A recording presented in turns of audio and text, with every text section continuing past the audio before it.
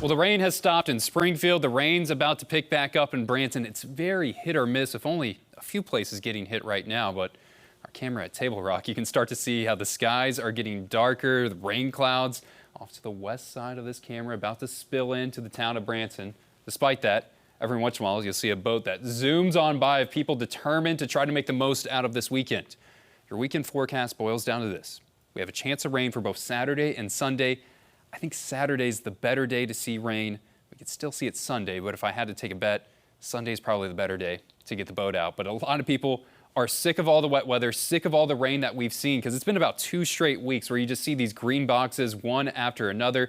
Managed to pick up about 2 inches of rain just in the last 2 days alone. And we're still going to have rain chances past this, but the bulk of rain and the bulk of heavy and impactful rainfall, that's going to be done. It's just chances of some hit or miss showers over the next week.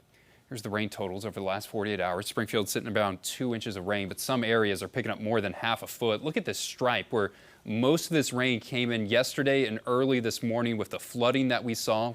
You had videos of Springfield with all the street flooding in place, where some places managed to pick up 6.9, 5.5, 7 inches of rainfall. Pockets of 2 to 4 inches were very common with these rainfall totals.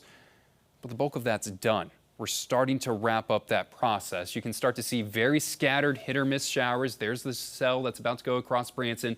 Not seeing any lightning with that. And most of this activity north of I-44 is done as well. And even that cell that moved for Springfield, that's starting to break up. So people that are to the east of Springfield and Stratford and Rogersville, probably not going to be seeing too much for tonight. We're going to start to wrap up this rain for tonight. Fog will develop in that early morning hour on Saturday. We take all the moisture that we have on the ground, that's going to turn into fog. So if you're getting up early at 6, 7, 8 a.m., you'll see some dense fog. I wouldn't be surprised if the National Weather Service has to issue a dense fog advisory. And then here's some more rain chances, still scattered in nature. All day Saturday is not going to be a total washout, but we get into the afternoon and the early evening, that's a possibility to see a little bit more showers develop across the region. I am paying an eye on this. Overnight Saturday into the start of the day Sunday, there is a marginal risk for areas really north of I-44, as there could be some thunderstorms that form across central Missouri and north of the interstate. That will sweep across. I'm not concerned about anything tornadic, but fast winds, hail, and thunderstorms will be possible overnight Saturday. So the start of the day on Sunday, and then Sunday still a chance of an isolated shower, but I think we have a better chance to stay dry on Sunday than we do on Saturday. Here's your temperatures for tomorrow. We're going to try to hit 82 degrees. That's roughly where we were for today. Scattered rain chances for everyone in the afternoon. Sunday, isolated rain chances. I'd say the rain chances for Sunday, somewhere between 10 to 20% chance, so a little bit lower, and temperatures should be warmer because of that, where we'll get into those middle to even upper 80s. Look at Fayetteville. They're going to try to climb all the way up to 90. Here's your 7-day forecast. We get past this weekend, and rain chances look pretty good.